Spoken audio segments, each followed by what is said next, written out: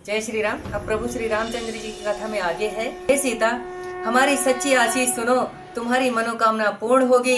नारद जी का वचन सदैव पवित्र और सत्य है। वही वर तुम्हें मिलेगा जिसमें तुम्हारा मन अनुरक्त हो गया है। मनु जाहि राचेहु मिलहि सोबरु सहज सुंदर सांवरो। करुणा निधान सुजान शील सनेहु जानत रावरो। एहि भांति गौरी असीस सुन सिय सहित ही हरसियली तुलसी भवानी। पूजी पुनि पुनि मुदित मन मंदिर चली। जिसमें तुम्हारा मन लगा है वही स्वभाव से ही सुंदर सांवला वर तुमको मिलेगा, क्योंकि वह करुणा निधान तथा सर्वज्ञ है, तुम्हारे सील और स्नेह को जानता है। इस भांति पार्वती की आशीष सुनकर सखियों सहित सीता जी हृदय में प्रसन्न हुई। तुलसी भवानी को पूजन करके अपने घर को चली। जानी गौरी अनुकूल सिय हिय हर सुन ही जाई कही। मंजुल मंगल मूल वाम अंग फरकन लगे। पार्वती जी को अनुकूल जानकर सीता जी के हृदय में जो आनंद हुआ वह कहा नहीं जाता। सुंदर मंगल के मूल बाएं अंग फड़कने लगे। जैसे ही माता पार्वती ने माता सीता को यह आशीर्वाद दिया कि वही वर मिलेगा जो तुम्हारे मन में है, तो माता सीता के बाएं अंग फड़कने लगे। हृदय सराहत सियल नाई, गुरु समीप गवने दो भाई। राम कहा सब कौशिक पाही, सरल सुभाव छुअत छल नाही। सीता जी की सुंदरता की हृदय में सराहना करते हुए दोनों भाई गुरु के पास गए।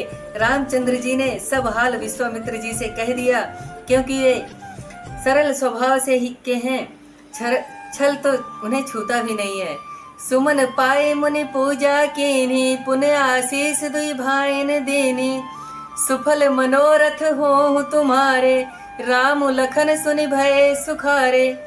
फूल पाकर मुनि ने पूजा की, फिर दोनों भाइयों को आशीर्वाद दिया कि तुम्हारे मनोरथ सफल हों। यह सुनकर श्री रामचंद्र जी और लक्ष्मण जी सुखी हुए।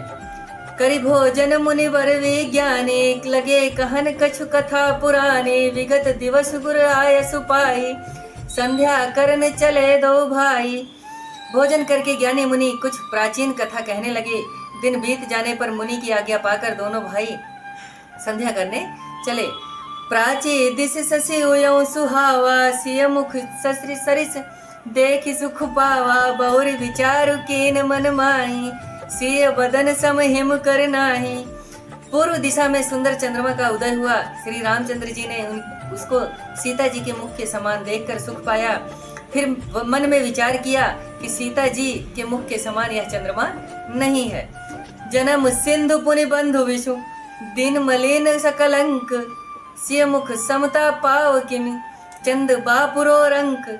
जन्म खारे समुद्र से, फिर विष उसका भाई, दिन में तेजहीन सकलंक। ऐसा विचारा चंद्रमा जी सीता जी के मुख की बराबरी बताओ कैसे ही पा सकता है। प्रभु श्री रामचंद्र जी अपने मन में विचार करते हैं कि वह चंद्रमा माता सीता जी के मुख की छवि को कैसे पा सकता है, उनकी बराबरी कैसे कर सकता है। इसी प्रकार प्रभु श्री रामचंद्र जी की कथा में बने रहने के लिए आपका दिल से धन्यवाद। जय श्री राम।